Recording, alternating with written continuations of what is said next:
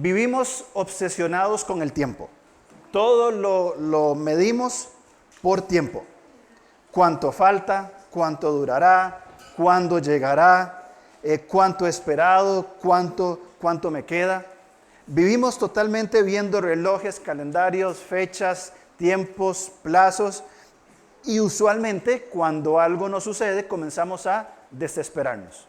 ¿Por qué no ha pasado? ¿Por qué no ha venido? ¿Será que es verdad? ¿Será que nunca va a ocurrir? Y este sentido de una incorrecta tensión de espera, porque esperar en un sentido es muy bueno, y lo vamos a ver en el texto bíblico. Pero hay esperas que parecieran más bien desesperar o son desesperantes. Eso justamente, esa desesperación, era la que los falsos maestros en la carta de Pedro estaban teniendo. Una incorrecta tensión, una falta de esperanza. Y básicamente, como enseñaba Erwin la semana pasada, no tenían el cuadro completo de la consumación de la obra de Cristo. Y ellos decían, Cristo no ha regresado, todo sigue igual, entonces la promesa falló. No podemos confiar, no podemos creer, no tenemos esperanza, así que simplemente todo sigue igual. Y esto va a algo más profundo. No es simplemente que a alguien se le ocurrió una idea, sino que hay de estos falsos maestros una ignorancia sobre quién es Dios. No conocían a la persona de Dios, despreciaban su palabra, porque ahora nosotros en unos 50 minutos vamos a ver algunos textos sumamente esperanzadores en cuanto a su regreso. Textos del Antiguo Testamento. Estos falsos maestros voluntariamente ignoraron esto. Fueron impacientes ante los tiempos de Dios. Bueno, han pasado ya tanta cantidad de años y Cristo no vuelve. ¿Qué pasó? ¿Por qué no ha venido? Y por supuesto, una vida solamente terrenal. Una vida solamente desconectada de la eternidad. Y esto es lo que los falsos maestros, manipuladores, engañadores, quisieron hacerle creer a los destinatarios de Pedro. Ahora, ¿qué es lo que Pedro nos dice? No ignoren esto. No lo ignoren. El llamado de Pedro no va a ser para decirnos, vean, el Señor va a regresar en tal día, en tal fecha, o el Señor va a regresar cuando pase esto, y esto, desde un montón de conjeturas, porque son conjeturas simplemente. Pedro nos va a decir, vean, el Señor viene y nos tiene a nosotros, o nos da la posibilidad de tener una mente clara, para que ustedes puedan pensar correctamente y sepan que desde la perspectiva de su regreso, puedo comprender mi presente y puedo ir viviendo de acuerdo a esa muy buena esperanza que tenemos en Él. Entonces, lo que queremos hacer en esta mañana es reflexionar sobre cómo la venida de Cristo nos afecta a nosotros hoy en nuestros tiempos. Bien, vamos a leer, por favor, en 2 de Pedro, capítulo 3, solamente en esta primera parte, los versículos 8 y 9. Perdón, quiero leer antes, para entrar en contexto, que me pareció muy, muy interesante, versículos 1 y 2. Dice, amados, esta es la segunda carta que os escribo, y en ambas despierto con exhortación vuestro limpio entendimiento. Hermanos, quiero apelar a su mente. La venida de Cristo apela al pensamiento. Pero fíjense a quienes nos remite el apóstol Pedro, versículo 2. Para que tengáis memoria, para que se acuerden de qué, de las palabras que han sido dichas. Y menciona dos grupos específicos. Los santos profetas, es decir, el ministerio profético del Antiguo Testamento, y, segundo grupo, del mandamiento del Señor y Salvador dado por los apóstoles. Todos los medios oficiales de revelación, Pedro los evoca. Lo que dijeron los profetas del Antiguo Testamento, lo que los apóstoles están diciendo sobre la venida de Cristo, es para que nuestro entendimiento sea claro y sepamos cómo vivir en este siglo. Así que no es un invento más como esos falsos maestros que eran manipuladores, que manejaban. Decía, no quiero que ignoren esto. Entonces, vamos a leer versículos ahora sí, 8 y 9. Mas, oh amados, no ignoréis esto, que con el Señor un día es como 1000 años, y 1000 años como un día. El Señor no retarda su promesa, según algunos la tienen por tardanza, sino que es paciente para con nosotros, no queriendo que ninguno perezca, sino que todos procedan al arrepentimiento. En primer lugar, Dios no quiere que seamos ignorantes en cuanto a su venida. Ahora, no ser ignorantes en cuanto a su venida no implica que Él nos va a decir toda la revelación en cuanto a la venida y nos va a dar un plan detallado de cómo será en el tiempo futuro su venida. Eso no es lo que nos incumbe a nosotros y lo vamos a ver en la segunda parte, sino que Pedro comienza a decir de que Dios es eterno y Dios no está sujeto al tiempo. Y esto es muy importante entenderlo porque los falsos maestros interpretan desde su propia comprensión, desde su propia vida limitada y pequeña, diciendo, bueno, han pasado tantos siglos, bueno, en el tiempo de Pedro han pasado 30 años y Cristo no ha venido. Su promesa es falsa. ¿Se acuerdan cuando Jesús confrontó a los fariseos y les dijo, ignoráis o erran, se equivocan, ignorando el poder de Dios y la palabra de Dios? Es lo mismo que sucede aquí. Estos falsos profetas estaban interpretando la venida de Cristo desde su perspectiva, sin tener en cuenta que Dios no está sujeto al tiempo, que Dios está fuera del tiempo. Si pudiéramos ver el tiempo de nuestra mente en este espacio, bien, aquí es el principio de los tiempos y el final de los tiempos, tiene un principio y un fin, pero Dios es eterno, por tanto Dios está fuera de ese tiempo y no podemos entender su revelación desde nuestra mente temporal y finita, sino desde la ignorancia de entender la eternidad, porque si alguien entiende la eternidad, por favor venga y predique, porque yo no la entiendo, no tengo idea cómo es la eternidad. Entonces, estos falsos maestros lo interpretaban desde esta verdad. Crónicas dice que dentro de la corte que tenía David, habían hombres capaces de entender los tiempos.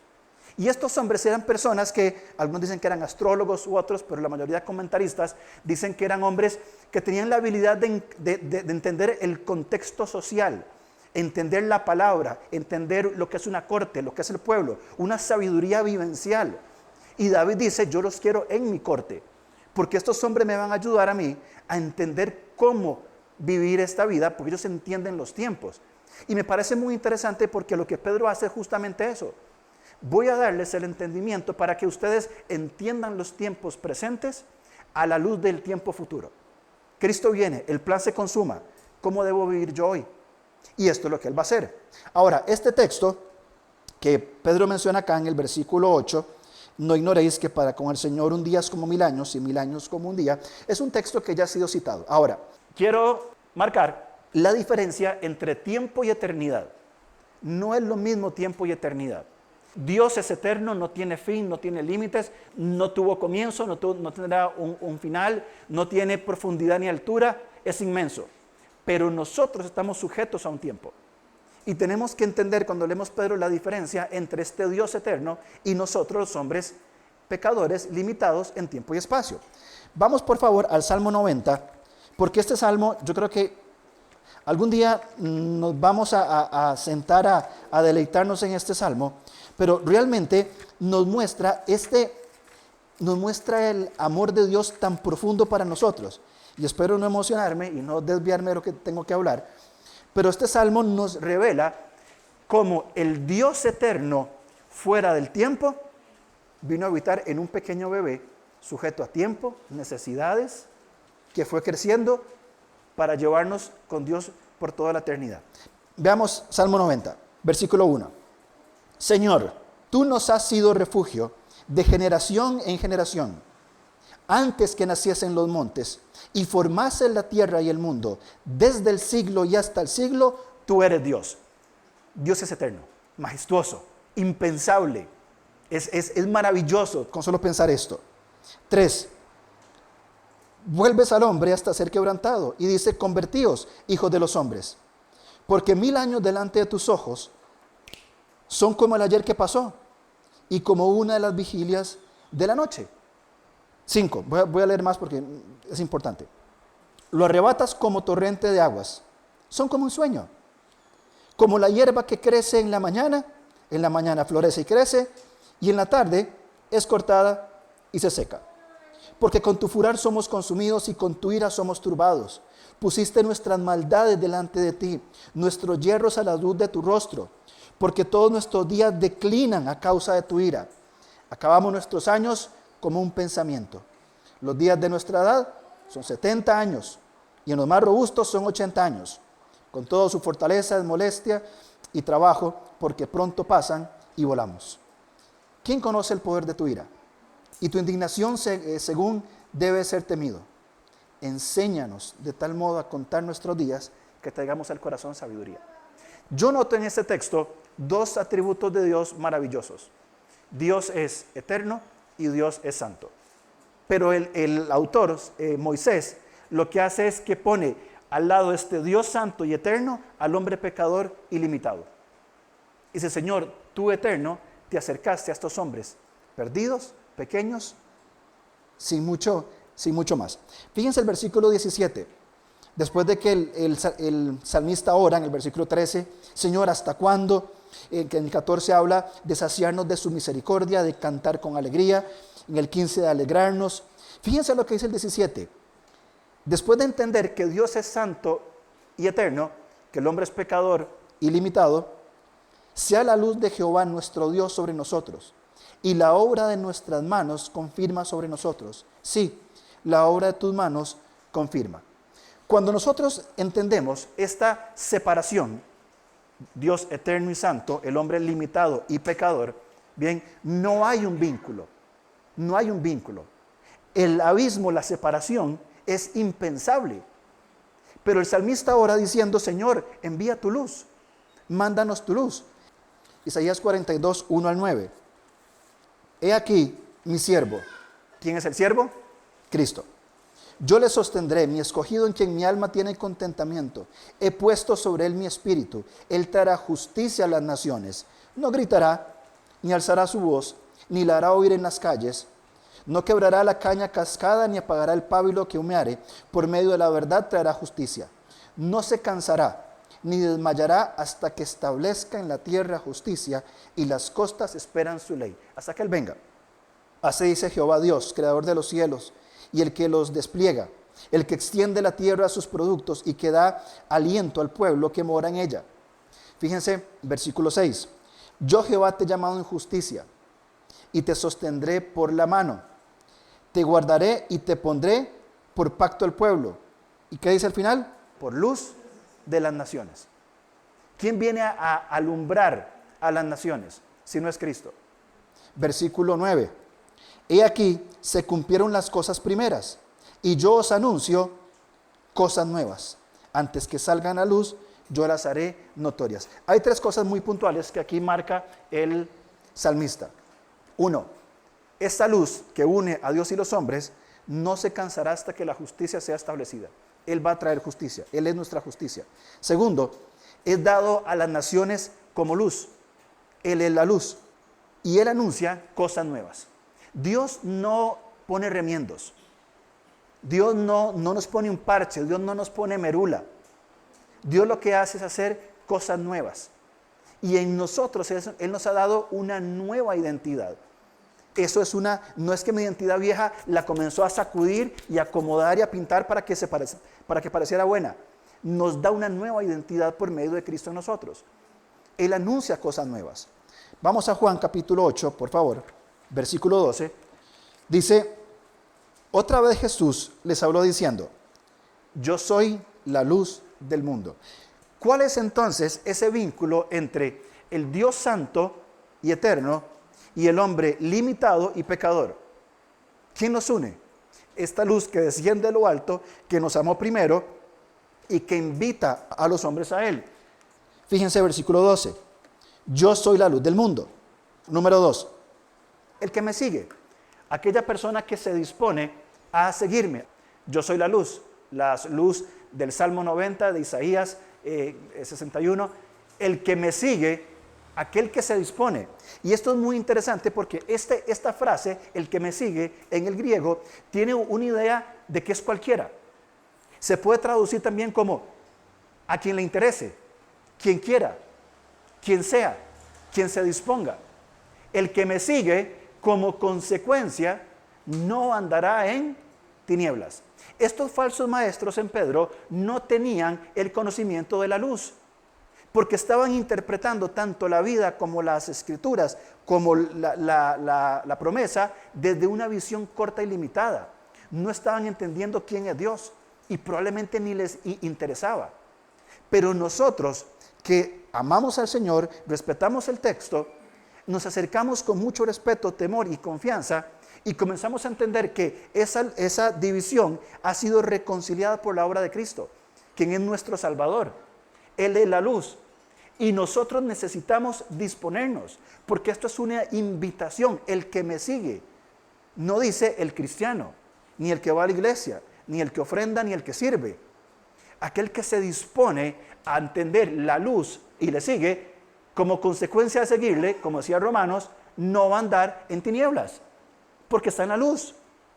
Y finalmente dice, sino que tendrá la luz de la vida. ¿Quién es este? Este es Cristo. Entonces, volviendo a Pedro, Pedro nos dice que para el Señor un año, lo leo otra vez porque siempre me enredo. No ignoréis esto, para con el Señor un día es como 1000 años, y que 1000 años es como un día. Es decir, Dios es eterno, Dios es santo. No lo entendamos desde nuestra humanidad. Necesitamos por la Escritura entenderlo en la amplitud de quién es Él. Él es la luz que ha descendido a cada uno de nosotros. Antes de pasar, los falsos maestros ignoran voluntariamente a la persona de Jesús, sus enseñanzas, sus tiempos, el ministerio profético y el fundamento apostólico. Lo ignoran.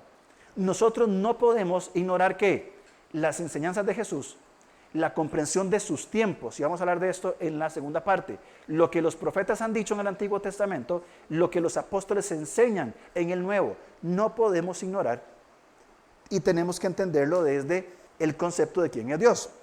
Yo no sé ustedes, los que son papás, cuando Mari era pequeña siempre ha tenido afición por la música.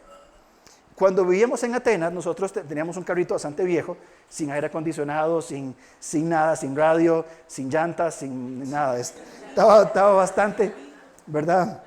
Todo le sonaba menos el pito, ¿verdad? Y Mari se sentaba atrás, ¿verdad? Y era como 1 hora y 15 de viaje, no existía la 27 todavía. Y Mari comenzaba, Abby no había nacido, no paraba de cantar durante 1 hora y 15 las mismas canciones de High Five. Yo me las aprendí, me las memoricé, sabía quién era Sean, quién era el otro, todos, ¿verdad? Y era como, yo decía, algún día se irá a callar. Ahora te lo confieso, después de 20 años. Pero era desesperante. O cuando vamos con un niño en un carro, papá, falta mucho. ¿Y cuándo llegamos? Y papi, tengo hambre, y papi, tengo sed, y papi, tengo calor, y eso nos pasa en los viajes largos. A veces nosotros podríamos ser como estos niños, que el padre que va conduciendo, él sabe que tiene un propósito y que tiene un tiempo y que va a llegar a un destino, las vacaciones. El niño no lo entiende. No sabe que porque estamos con tanto tiempo en el carro, con tantos juguetes, ya quiero llegar, no lo entiende. Por eso el padre es paciente en irle explicando, no hijo, falta tanto, vamos a poner el aire, te voy a dar juguetes, te voy a dar de comer, ¿para qué? Para que vaya entendiendo que ese viaje llega a un propósito, a un destino final. Y el hijo va a ir cada vez más entendiendo hasta que llega al lugar, se baja al carro y ve la playa y ve la piscina. Todo esto valió la pena. Y muchas veces nosotros somos así. Necesitamos entender el propósito del Padre. Ese amor del Padre puro y transparente y genuino que nos lleva a la playa. Que nos lleva a un lugar seguro, a un lugar completo. Y es la espera que nosotros tenemos que tener desde la verdad en Cristo ante su venida. Versículo 9. El Señor no retarda su promesa, según algunos la tienen por tardanza, sino que es paciente para con nosotros, no queriendo que ninguno perezca, sino que todos procedan al arrepentimiento. 3 cosas para terminar esta primera parte. 1, la actitud frente al regreso de Cristo, hay que entender 3 cosas muy puntuales. Están aquí. 1, Dios nunca se atrasa. Dios nunca se atrasa. Y cuando pienso en esto, pienso cuando murió Lázaro. Hay una serie de versículos en Juan 11, lo invito a que lo lea, donde pareciera que Jesús se atrasó. Señor, Lázaro está enfermo. Está enfermo, sí, quedémonos 3 días más acá, no hay ningún problema. Cuando llega, le dicen, Jesús, si hubieras estado aquí, si hubieras llegado más temprano. Jesús, le dice Marta, María después, Señor, si hubieras llegado. Y todo va con esa línea de, Señor, si hubiera llegado antes, Lázaro no muere. Pero cuando Jesús se da cuenta de esto, Él dice, qué bueno que no estoy ahí, porque esta muerte no es para, o este evento no es para muerte, es para señal, es para vida. Por tanto, Jesús llega en el momento específico y necesario y justo. Y en este encuentro con María y Marta, con los fariseos que le seguían cuestionando, llegó en el momento oportuno. No llegó en el momento oportuno para las intenciones humanas, pero sí llegó en el momento oportuno para revelar quién es Él. Vieron el poder de Dios. Los fariseos se tuvieron que quedar con la boca callada y decir, lo resucitó, no podemos negarlo. Eclesiastés habla que todo tiene su tiempo y tenemos que entender esto desde la comprensión de los tiempos de Dios. Segundo, los falsos maestros mienten en sus enseñanzas contradictorias. Ellos dedicadamente están mintiendo. En el versículo 5 del capítulo 3 dice que ellos ignoran voluntariamente. Lo ven y simplemente tienen la intención de ignorarlo. Leamos Isaías 30, por favor. Este texto maravilloso de Isaías es muy reconfortante para invitarnos a esperar. Y es muy importante saber esperar. 30:15. Porque así dijo el Señor, el Santo de Israel, en descanso y en reposo seréis salvos. En quietud y en confianza será vuestra fortaleza, y no quisisteis. Sino que dijisteis, no, antes huiremos en caballos. Por tanto vosotros huiréis sobre corceles veloces, cabalgaremos, por tanto serán veloces nuestros perseguidores. 1 millar huirá a la amenaza de 1, a la amenaza de 5 huiréis todos vosotros, hasta que quedéis como mastil en la cumbre de un monte y como bandera de una colina. 18. Por tanto, Jehová esperará para tener piedad de vosotros, y por tanto será exaltado teniendo de vosotros misericordia. Veamos esto. Porque Jehová es Dios justo, bienaventurados todos los que esperan en Él. En otras versiones usa la palabra esperan. Bienaventurados aquellos que saben esperar, que saben entender que Dios no está sujeto al tiempo y que el Señor tiene un plan perfecto para nosotros y que su venida implica la consumación del plan. Por tanto, mi llamado es, voy a esperar. Y vivo hoy esperando en ese descanso en Cristo que Él vendrá. Y finalmente, Dios es paciente para dar espacio a la salvación. Él está esperando. Dios no tiene precisa. Él está esperando. Y está creando el espacio sabiendo de que Él es grande en misericordia, grande en bondad, tardo para la ira, pero no va a tener por inocente al culpable. ¿Cuál es el llamado de esta primera parte? Saber esperar, saber descansar, en quietud, en descanso, en esa vida en Cristo, descansar desde nuestra permanencia en Cristo, porque una vez descansados, entonces vamos a poder responder. En la primera parte hablamos de que Dios es eterno y que Él no está sujeto al tiempo.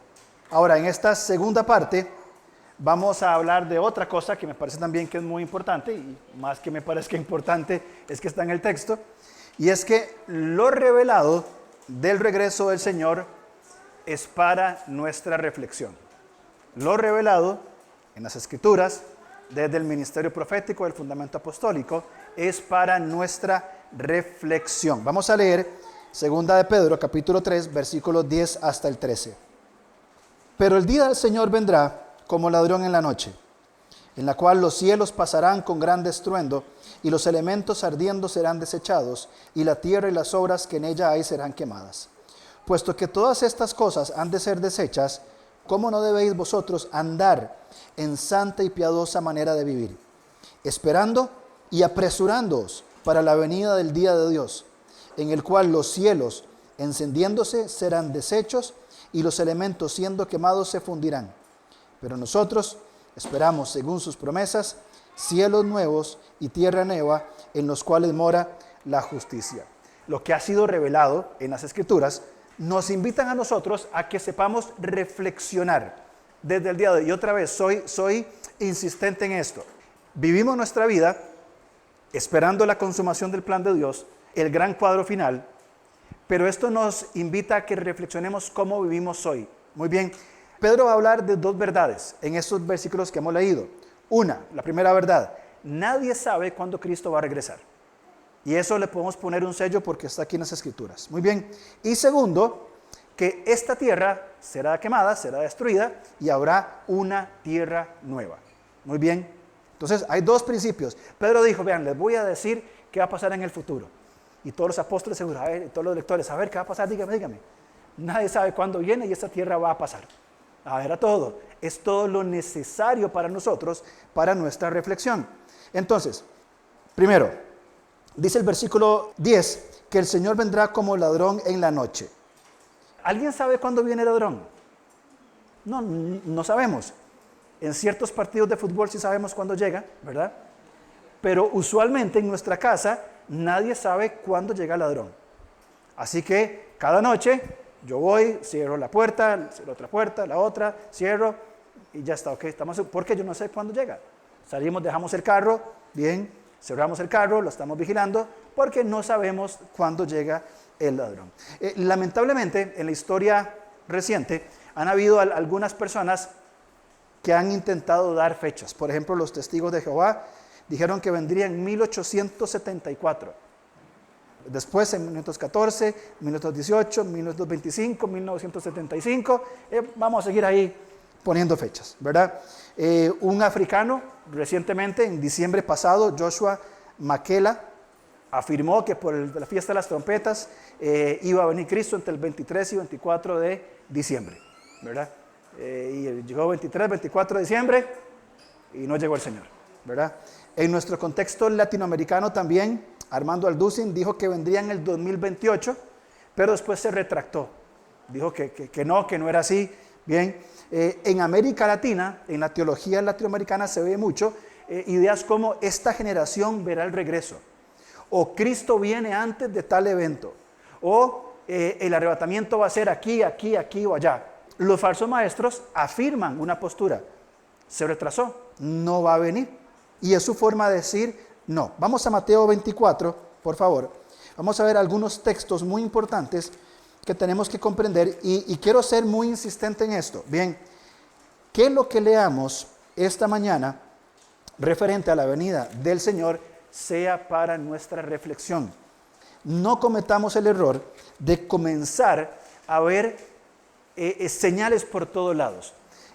A veces, y lo invito a que haga usted esa investigación, la mayoría de los libros de Apocalipsis tienen sus portadas muy tétricas, ¿verdad? Fuego, sangre, dragones, letras así góticas, ¿verdad? Pero el tema de Apocalipsis, ¿cuál es? La revelación de Jesucristo. Yo soy Juan, he recibido la revelación de Cristo y esto les comparto. Debería ser blanca, gloriosa, dorada, con coronas, porque es la consumación del plan de Dios. Vamos a ver Mateo qué dice. En el capítulo 24, algunos de los apóstoles, de los discípulos, le preguntaron, Señor, ¿cuándo vas a venir? Versículo 1. Se acercaron y le mostraron los templos. Bien, Jesús les dijo, esto va a ser destruido. En el versículo 3 dice, él estando en el monte de los olivos, los discípulos se le acercaron aparte diciendo, dinos cuándo serán estas cosas y qué señal habrá de tu venida y del fin de los tiempos. Hicieron dos preguntas. ¿Cuándo vas a venir y cómo serán los tiempos? Ahora, Jesús no les responde, porque no nos corresponde a nosotros saber eso. Y Él les va a decir, voy a cambiar un poco las palabras, no estén buscando señales, pero les voy a advertir algunas cosas. Y esa advertencia tiene como fin permanecer en un estado de reflexión en cuanto a la venida de Cristo y el plan de Dios. Cuando le preguntan eso, Jesús responde, mirad que nadie os engañe. Esto es una invitación a una reflexión. Y comienza a describir algunos elementos de por qué. ¿Por qué tenemos que ser engañados con esto? Avancemos hasta el versículo 24. Dice, porque se levantarán falsos cristos y falsos profetas, y harán grandes señales y prodigios de tal manera que engañarán, si fuera posible, aún a los escogidos. La reflexión pasa por detectar y evidenciar cuáles son estos falsos cristos, falsos salvadores y falsos profetas, que hay muchos. Creo que hay un documental, no me acuerdo de qué canal, pero hizo un recorrido encontrando los actuales hombres que se autodenominan el Mesías. Me acuerdo que había uno en Australia y otros lugares más, ¿verdad? Son falsos. Y ni siquiera hablemos de los falsos maestros, que esos polulan inclusive en nuestro país. Versículo 27. Aquí nos da una evidencia de la señal de Cristo. Porque como el relámpago que sale del oriente y se muestra hasta el occidente, así será también la venida del Hijo del Hombre. ¿Cómo es un relámpago? Es oculto, privado. ¿Y cómo es un relámpago que va desde el este hasta el oeste? Es visible para todos. Hay una gran evidencia, se nota esa gran luz. Bueno, la venida de Cristo será así. Vamos al versículo 30. Dice, entonces aparecerá la señal del Hijo del Hombre en el cielo, entonces lamentarán todas las tribus y verán al Hijo del Hombre viniendo sobre las nubes del cielo con gran poder y gloria. Nadie sabe cuándo viene y cuando venga va a ser notorio. Por eso esas venidas secretas, de hecho muchos de estos falsos maestros han dicho que, no, es que esa venida es espiritual y solamente algunos la pueden ver. Sí, claro, por supuesto. Entonces, entendamos que cuando Cristo venga va a ser notorio, va a ser visible. Y habla que aquí se van a lamentar todos los pueblos. Pero avancemos rápidamente a Apocalipsis 7:9. Porque Juan nos va a enseñar, después de que Cristo venga y establezca su reino, cómo van a responder estos que han puesto su fe en Cristo. 7, 9 y 10 de Apocalipsis. Después de esto miré, y aquí una gran multitud, la cual nadie podía contar, de todas naciones y tribus y pueblos y lenguas que estaban delante del trono y en la presencia del Cordero, vestidos de ropas blancas y con palmas en las manos, y clamaban a gran voz diciendo, la salvación pertenece a nuestro Dios que está sentado en el trono y al Cordero. Cuando Cristo venga, todos lo van a saber y va a haber un juicio, y algunos se van a lamentar y van a llorar, y otros los van a recibir con gloria y con adoración. Cuando leemos Filipenses dice que un día todo ojo le verá, toda rodilla se doblará y toda lengua confesará que Cristo es el Señor. Por tanto, Pedro lo que nos va a decir, y es para nuestra reflexión, es que nadie sabe cuándo viene y cuando venga va a ser notorio. Y esto nos invita a nosotros a una muy importante reflexión. Vamos de vuelta a Mateo 24, por favor. Mateo 24, 35. Llegando ya a la parte final de este discurso de Jesús, y en el contexto que estamos hablando de la venida del Hijo del Hombre, Él declara algo muy importante. Y Él dice, el cielo y la tierra pasarán, pero mis palabras no pasarán. Es decir, nosotros, la reflexión a la cual Jesús nos invita, no es a comenzar a calcular los tiempos. ¿Cuándo vendrá? ¿Será que fulano es el anticristo? Sí, ahora que pasó esto en Europa, entonces, y siempre ha sido así. Cuando salieron las tarjetas de crédito, ¿qué pasó? Ahí está la marca de la bestia. Pasan las tarjetas de crédito y vienen ahora, ahí está toda la marca de la bestia. Y personas, no conozco sus intenciones, pero comienzan a buscar las señales de la venida y se olvidan de poner sus ojos en ¿dónde? En la persona que viene. Y esa es nuestra reflexión. Más allá de cómo sea la vida de la iglesia desde aquí hasta el regreso de Cristo, si pasamos por una tribulación, si sufrimos, si hay eventos difíciles y complicados, más allá de lo que pase, ¿dónde está nuestra mirada? Puesta en el Cristo resucitado, el cual nos ha salvado hoy y nos salvará por la eternidad. Entonces, vamos a suponer que el tiempo de aquí hasta que Cristo regrese va a ser totalmente durísimo, como lo narra Mateo. Persecuciones, guerras, muertes, hambres, todo esto. ¿Estamos llamados a comenzar a identificar esas señales o estamos llamados a poner nuestros ojos en aquella persona de la cual su palabra no va a pasar? En aquella persona que es eterna, como ya lo vimos en la primera parte, donde nosotros ponemos los ojos en Él y nos mantenemos fieles. y donde podemos apelar a Romanos capítulo 8 cuando dice, ¿qué nos separará del amor de Dios? Tribulación, angustia, peligro, hambre, muerte, desnudez. Dice, nada de eso. En todo esto somos más que vencedores por medio de aquel que nos amó primero. Entonces, el llamado de la venida de Cristo no nos tiene que mover a ver señales, eventos, personajes e inclusive seguir fábulas ficticias que lamentablemente se han popularizado. Tal vez los que son más viejos se acordarán de aquellos libros de los 90 dejados atrás. Una serie de una novela ficticia, es una novela, no es verdad, basada en los eventos futuros, 12 libros, como comedia y como entretenimiento está muy bien, pero se hizo doctrina a partir de ahí. Y es un gran error, porque todo comenzó a girar en los alrededores y no en la persona de Cristo. Entonces, si yo no sé cuándo Cristo va a venir, pero su venida va a ser evidente, yo necesito tener mis ojos puestos en Cristo, indiferentemente de lo que pase en este mundo. Me acuerdo que pequeño, no sé por qué, mis papás me dejaron ver las profecías de Nostradamus y quedé traumado. Yo todos los días sería, y todo esto va a ser verdad. Y para ese tiempo, cuando lo vi, comenzó la guerra en el Golfo Pérsico. Y muchos comenzaron a hablar de, ahora sí, Medio Oriente. Y yo con 12 años, en la cama, con la rana René que tenía peluche, yo ahí metido, ¿verdad? De miedo. Totalmente infundado. Pero ¿qué pasa ahora? Aún tengo la rana René para que me proteja. Pero ya no importa qué pase. No interesa qué pase. No importa si la guerra en Irán o si los conflictos en Medio Oriente con Rusia y Ucrania, eso es secundario, porque nuestra mirada está en aquella persona cuya palabra no va a pasar. Entonces interpreto mis tiempos desde esa seguridad. Por eso Jesús dice que no los engañen, pongan su mirada en la persona de Cristo. Entonces, ¿qué dijo Pedro? Nadie sabe.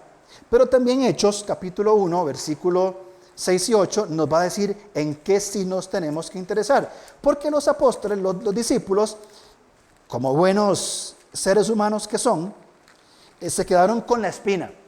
Mira, Pedro, en Mateo 24 Jesús no nos contestó. Preguntémoslo otra vez, a ver si por aquí ahora Él nos da alguna pista. Jesús ya ha sido resucitado, está listo para ascender. Capítulo 1, Hechos, versículo 6. Entonces los que se habían reunido le preguntaron, diciendo, Señor, ¿restaurarás el reino de Israel en este tiempo? Otra vez, Señor, ¿cuándo? ¿Cuándo va a suceder? ¿Qué va a pasar? Y Jesús les dice, no os toca a vosotros saber ni el tiempo cronológico ni el escenario mundial. Los tiempos o las sazones, dos palabras muy interesantes. Cronos, tiempo, segundos, minutos, horas, días. Y Kairos, todo el escenario mundial, todo lo que tiene que darse. A ustedes no les corresponde eso. Que el Padre puso en sola potestad, como ya dijo Mateo. Versículo 8. Pero lo que sí les interesa ante mi venida es que ustedes van a recibir poder. Eso es lo que tienen que ocuparse.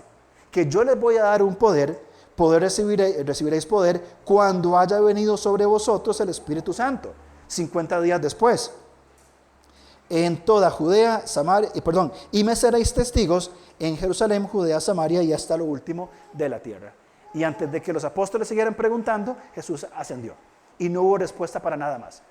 Por tanto, las últimas palabras de Jesús fueron, ustedes tienen un poder, no tienen que ocuparse qué va a pasar con mi regreso o con el reino, sino que ustedes tienen que ser testigos. Ese es su rol. Y un testigo es llamado a ser fiel. Entonces, Pedro nos invita a reflexionar en la venida de Cristo. No sabemos cuándo va a suceder.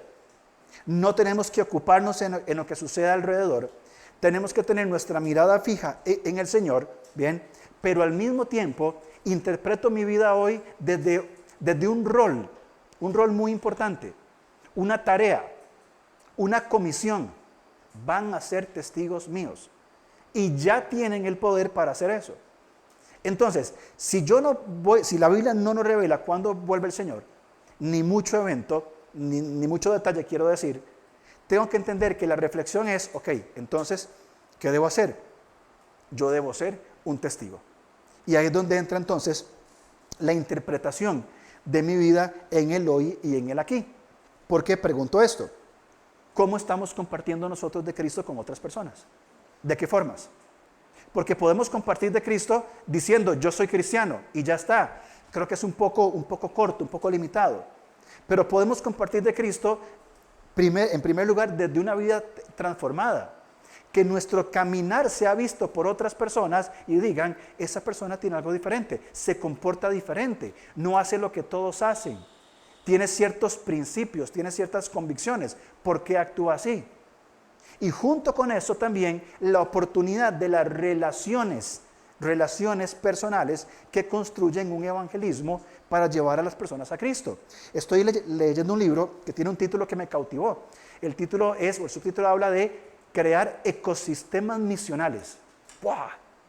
Ya me quedé ahí pegado en esto. Y básicamente la idea es que toda relación que yo tengo con mi esposa, con mis hijas, es un ecosistema de misión. Yo tengo una misión con mi hijo Dios, con mi esposa, con mis hijas, en mi barrio, en mi trabajo, con mi otra familia. Entonces, todo alrededor mío son diferentes ecosistemas donde yo estoy hablando constantemente en el idioma del Evangelio. Mi conducta transmite el Evangelio. Mi idioma, mis palabras, la narrativa que yo voy contando de cómo entiendo el mundo, tiene que ver con el Evangelio. Y tiene que ver con el Evangelio de que Dios creó todas las cosas, que hemos caído en pecado, que Cristo nos redime y Él va a hacer nuevas todas las cosas. En esa nueva historia es que comenzamos a compartir o a cumplir más bien esta historia de salvación. Pero esto no va a suceder solo. Cuando yo salga por esta puerta, necesitamos salir con la convicción, no con la carga, no con la culpa, no con el peso fariseo, legalista, sino con la pasión, con la comprensión de que si Cristo viene y nadie sabe, y yo estoy salvo en Él, aquí y ahora y por la eternidad, y puedo crear esos ecosistemas de misión con otras personas, y puedo hablar el idioma del Evangelio, puedo contar la historia del Evangelio, puedo mostrar mis convicciones en cada lugar donde Dios me pone, entonces salgo con una misión de este lugar. No simplemente viendo, no me dijeron cuándo viene Cristo. Qué lástima, tal vez el próximo domingo. Sino con un compromiso, interpretando mi hoy. Por eso Pedro dice, no ignoren. No sabemos cuándo Cristo viene. Él nos dijo que lo que tenemos que hacer es ser sus testigos. Reflexionemos. En la segunda parte de Pedro, vamos a Pedro otra vez. Pedro va a decir en los versículos, la segunda parte del 10, en el cual los cielos pasarán con gran estruendo y los elementos ardiendo serán deshechos y la tierra y las obras que en ella hay serán quemadas. Bien, esta tierra va a pasar. Él va a crear cielos nuevos y tierra nueva. Vamos a Isaías 66. Algunos llaman a Isaías la pequeña Biblia, por los 66 capítulos con 66 libros, y precisamente el capítulo 66, que correspondería en esta analogía inventada, correspondería a Apocalipsis. Fíjense lo que dicen versículos 22 al 24. Ahora, antes de leerlo, vean, quiero invitarlos, de verdad, de corazón, que se compren un café Brit, un brownie bien chocolatoso, y se sienten a leer Isaías desde el 53 hasta el 66 con calma. ¿Qué cantidad de esperanza hay en esos libros? Y ver la narrativa de la persona de Cristo, el llamado de Dios a los sedientos, Cristo el empoderado, hasta que va a decir, yo regreso en un lugar nuevo. Eso es para un café y un brownie, una tarde lluviosa. Pero lo invito, que de verdad lo haga porque es muy importante esta lectura. Isaías 66, 22. Porque como los cielos nuevos y la nueva tierra que yo hago permanecerán delante de mí, dice Jehová, así permanecerá vuestra descendencia y vuestro nombre. Y de mes en mes, y de día en día en reposo, vendrán todos a adorar delante de mí, dijo Jehová, y saldrán y verán los cadáveres de los hombres que se rebelaron contra mí, porque su gusano nunca morirá, ni su fuego se apagará, y serán abominables todo hombre. Cielos nuevos y tierra nueva permanecerán para siempre. Los salvos para salvación eterna, y los que han negado la fe para condenación eterna. Apocalipsis 21, 1 al 7. Juan ahora refuerza lo que ha dicho Isaías. 21, 1 al 7. Vi un cielo nuevo y una tierra nueva, porque el primer cielo y la primera tierra pasaron y el mar ya no existía más. Y yo, Juan, vi la santa ciudad, la nueva Jerusalén, descender del cielo, dispuesta como una esposa ataviada para su marido. Y oí una gran voz del cielo que decía: he aquí el tabernáculo de Dios con los hombres, y Él morará con Dios, ellos serán su pueblo, y Dios mismo estará con ellos como su Dios. Esto es lenguaje de pacto. Esto es lo que Dios quiso desde el principio de la creación. Cuando Adán y Eva pecaron y cayeron y se hicieron delantales, la intención de Dios de ese momento es: quiero vivir con la humanidad. Y Dios ha estado entrando en la historia de la humanidad por medio de su presencia, del tabernáculo, del templo, de su palabra, de Cristo, del Espíritu Santo. Pero finalmente, un día, cuando Él regrese, van a haber cielos nuevos y tierra nueva. Y no nos imaginemos, por favor, cielo nuevo y tierra nueva como nubes con una túnica y saltando, ¿verdad?, por la eternidad en nubes. Cielo nuevo y tierra nueva, con una estructura, con una vida, con relaciones entre las personas, con lo mejor del hombre. Mi pensamiento puede discernir, y no importa que usted esté equivocado, con lo mejor del arte, con lo mejor de la expresión, con lo mejor de todo, en un lugar eternamente y para siempre, donde el Cordero va a estar en medio de nosotros. Eso es lo que esperamos. Por tanto, si tenemos en la mira tanta esperanza, tanta bendición, tantos conceptos que no podemos entender, nos invita hoy a reflexionar: si yo estoy seguro en Cristo, Él me ha traído de las tinieblas a la luz, del reino del pecado al reino del Hijo amado, y estoy seguro que Él va a regresar y consumar todo su plan para entrar en la vida eterna por siempre y para siempre. ¿Cómo yo voy a vivir alejado del Señor, negligente en las disposiciones de mi día a día? Entender mi propósito como esposo, como padre, como miembro de una comunidad, como parte de un distrito, como parte de un equipo de trabajo, de deportes, de arte, de cultura.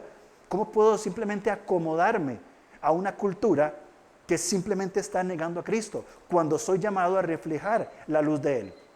¿Cómo? No podemos nosotros perder esa perspectiva y esa gloria que tenemos en Cristo. Termino. Vivimos en un país nosotros, ¿verdad?, donde es altamente sísmico, ¿verdad? De hecho, en tiempos anteriores se ha hablado de que se está preparando un gran terremoto, ¿verdad? En Nicoya, algunos dijeron que fue el de Sámara, otros que fue aquí, y se habla de un gran terremoto, ¿verdad? Y mucha gente comienza a hablar de cuándo va a ser, dónde va a ser, qué va a pasar, qué no va a pasar, qué nunca va a pasar. Esos son puros cuentos. Y hay como bandos, ¿verdad? Un bando está adivinando, diciendo que tiene una teoría nueva, otro bando burlándose y diciendo que no, que nunca va a pasar. Pero hay un grupo que dice: yo no sé si eso va a pasar o no. Yo sé una cosa, que vivimos en un país sísmico y que en cualquier momento tiembla fuerte. Yo mejor me voy a preparar.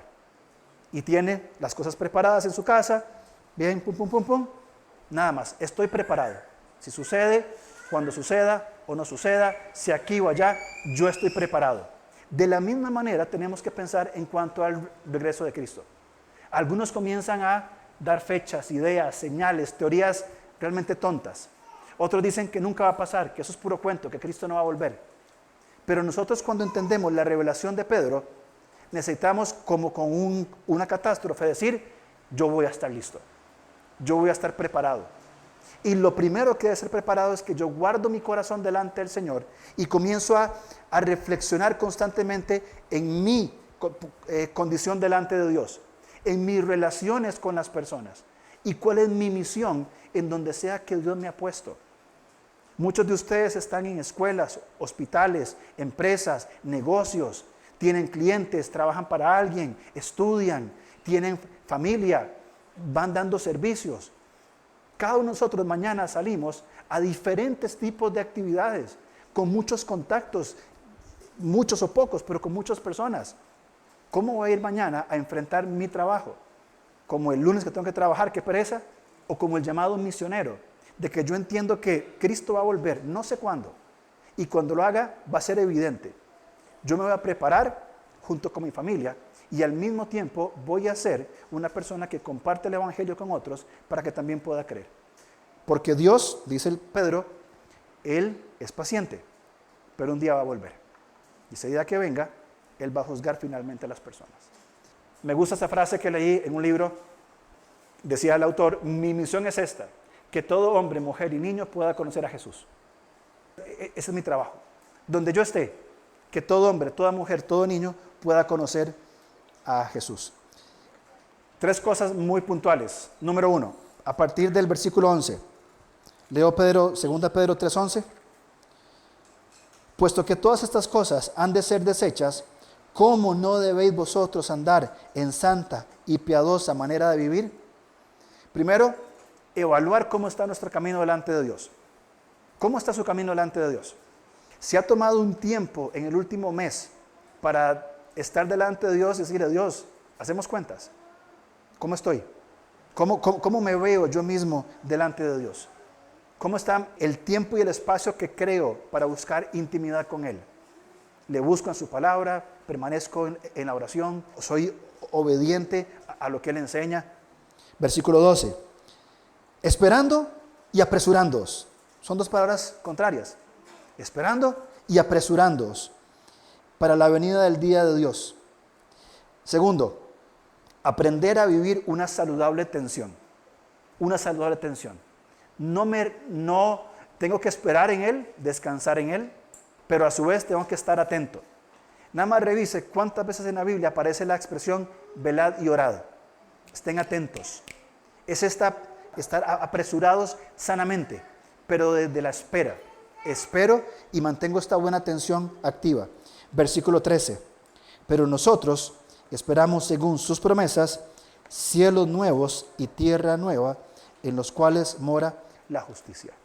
Esa es nuestra esperanza. Un día, puede ser hoy, mañana, dentro de 2000 años, no lo sé, porque Dios no está sujeto al tiempo. Él va a regresar, y cuando Él regrese, todos lo van a ver. Mientras tanto, yo he sido comisionado testigo para que todo hombre, mujer y niño pueda conocer a Jesús. Mañana vamos a ver hombres, mujeres, niños. ¿Cómo yo le puedo ser un testimonio de quién es Cristo para su salvación? Padre, en esta mañana oramos agradecidos porque tu palabra nos enseña a permanecer animados, Señor, y descansados por completo en la persona de Cristo Jesús. Señor, guíanos a vivir esta saludable tensión, esta espera, este reposo en Cristo, esta quietud en Cristo, desde la cual somos fortalecidos y activados para vivir una vida de testimonio, una vida, Señor, de proclamación del Evangelio, una vida, Señor, de testificar a nosotros mismos, a nuestra familia, a nuestras comunidades. Señor, que todo hombre, mujer y niño pueda conocer a Jesús por medio nuestro. Señor, somos llamados a ser testigos, no a salvar, sino a ser testigos. Y Dios, danos a nosotros la convicción y el peso de testificar de quién es Jesús. Señor, tú vas a regresar y esperamos, Señor, con ansias tu venida. Mientras tanto, nos sostenemos, Señor, construyendo esperanza día con día, desde la seguridad que tenemos tu amor y que somos salvos por la obra de Cristo en nosotros, Señor, en lo cual tenemos la vida eterna. Te lo agradecemos, oramos en el nombre de Jesús. Amén.